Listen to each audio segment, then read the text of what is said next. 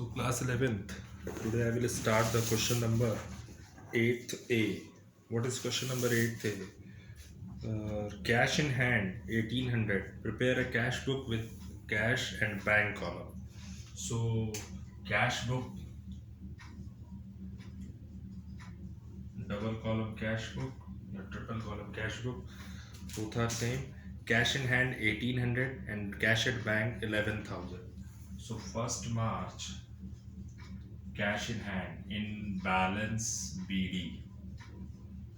ठीक है, तो कैश का बैलेंस हमारे पास 1 मार्च को कितना था 1800 एंड 11,000. ठीक है. Now the next thing, receive a cheque for commission 3960. Receive a cheque for commission 3960.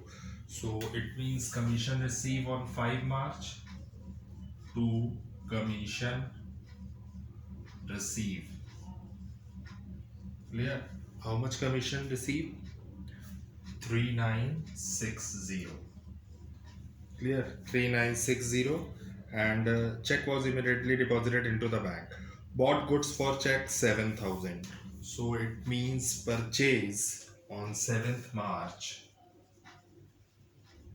By purchase account, how much purchase? 7,000. Clear? So now the next thing, bought goods for cash 500. 8 March.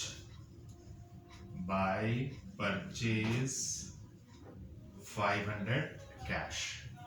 Now the next thing, purchase typewriter and payment made by check 5,000. It means office equipment. The date of typewriter 10th March.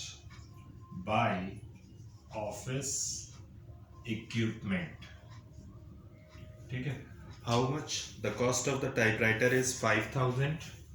So 5,000 back. Clear? So now the next important thing, paid trade tax. Paid means cash. Clear? So on which date? 14th March. By trade expenses paid by cash. How much trade expenses? 105 rupees. Clear? So now the next entry. What is next entry? The next entry is paid into bank. It means contra entry. Paid into bank means bank account debit. So contra entry, bank account debit and to cash account. Paid into bank, so contra entry, bank account debit to cash. Clear? So cash account, it means bank debit हो रहा है. कितने से debit हो रहा है? Total 1,000 rupees. ठीक है. 16th मार्च में बैंक डेबिट हुआ. सो यहाँ 16 मार्च में आए, 16th मार्च में आए और टू क्या लिखे? To cash account. Clear? 1,000 bank में सी और 16th मार्च में बाय बैंक और ये एंट्री कहाँ जाएगी? कैश में 1,000. Clear? So now the next important entry, Ramesh owed us 500 bankrupt and paid us 50 पैसा in a rupee. यानी रमेश से हमको केवल पैसा लेना था 500, बट उसने पैसा कितना दिया? 50 पैसा के हिसाब से रमेश आपको पैसा दे रहा है. यानी पैसा 50 पैसा, यानी 500 इंटू 50% कर लें या 500 का इंटू 0.50. तो आपका हो जाएगा कि किस डेट में है ये entry? To Ramesh 18th March. To Ramesh कितना पैसा है रमेश का? Total 250 cash. Clear? So now the next important thing in this entry, receive 400 from Manohar and discount allowed him 10 rupees. यानी मनोहर से कितना पैसा रिसीव हो रहा है? टोटल रिसीव हो रहा है 400 रुपीज. ठीक है. तो 400 रुपीज 20 मार्च को रिसीव हो रहा है. तो कौन दे रहा है? मनोहर. 400 कैश रिसीव हुआ। ठीक। Now next important thing, withdraw from bank. Withdraw from bank का मतलब होता है कैश डेबिट और टू क्या हो जाएगा बैंक 400 रुपीज से। ठीक है, तो 400 रुपीज से बैंक डेबिट हुआ, क्रेडिट हुआ, और 400 से कैश क्रेडिट हुआ। एक बार फिर कंट्रा एंट्री। ठीक है, कैश डेबिट हो रहा है, किस डेट में हुआ ये? 23 मार्च। ठीक है, 23 मार्च में आए और लिखेंगे to cash debit to bank है, तो यहाँ पे हम कैश डेबिट हो रहा है तो यहाँ कैश के कॉलम में बैंक और इन ब्रैकेट कंट्रा 400 रुपीज, और यहाँ पे same entry 23 March by cash लिखेंगे contra entry in bank 400 rupees.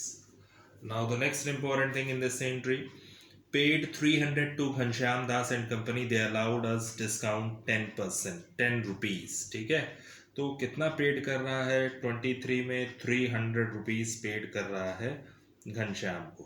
ठीक है, तो जब पेड कर रहा है घनश्याम को, टोटल कितना पेड किया? 300 घनश्याम एंड कंपनी को 23 मार्च में। ठीक है, तो 23 March bye Ghanshyam and company. ठीक है, कंपनी टोटल कितना पेड कर रहा है? वो 300 रुपीज कैश में। Paid means cash. Now the next important thing in this entry, कह रहा है कि withdraw from bank for private use, यानी प्राइवेट एक्सपेंस है। उससे पहले एक एंट्री है, receive 2000 from Hariram and deposited into the bank, same date deposit कर दिया। 24 में हरिराम से कितना पैसा रिसीव हो रहा है? 2000। ठीक है, और इसमें कंट्रा एंट्री नहीं बनेगी क्योंकि हरिराम से पैसा रिसीव हुआ है और 24 में डिपॉजिट भी हो जा रहा है, यानी टू देने वाला कौन? हरिराम। ठीक है, बैंक में टोटल पैसा कितना हो गया? टोटल 2000 रुपीज 24 में। ठीक है, now the next part, withdraw from bank for private use, यानी 25 में buy drawings।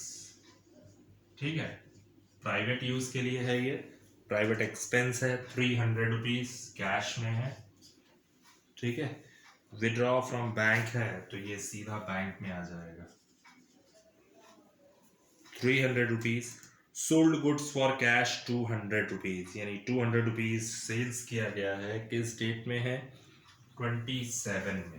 ठीक है, टू सेल्स कितना पैसा है सेल्स में? 200 रुपीज कैश सेल्स। ठीक है, now the next thing, receive cheque for good sold 9000, यानी एक बार फिर गुड सोल्ड किया जा रहा है 28 मार्च में। ठीक है, और टू क्या लिखेंगे? सेल्स एक बार फिर, और सेल्स किसको किया है? 9000 रुपीज, वो भी चेक से। ठीक है, चलिए नेक्स्ट कह रहा है 29 में, receive a repayment of loan 5000 and deposited 3000 into the bank, यानी कोई लोन लिया है 5000 का, 3000 बैंक में है, 2000 रुपया निकाल लिया। तो यहाँ पे आप लिखोगे 29 में आपको रिसीव हो रहा है मार्च में टू लोन अकाउंट, टोटल है 5000 का, 2000 कैश में, 3000 बैंक में। ठीक, फिर है bank charges as per passbook 5 rupees, यानी बैंक चार्ज कर दीजिए। 30 कब है? 30 मार्च में। ठीक है, तो बाय बैंक चार्जेस 5 रुपीज। ठीक है, अब लोग कैलकुलेट कर लेते हैं क्या बैलेंस आना चाहिए कैश का।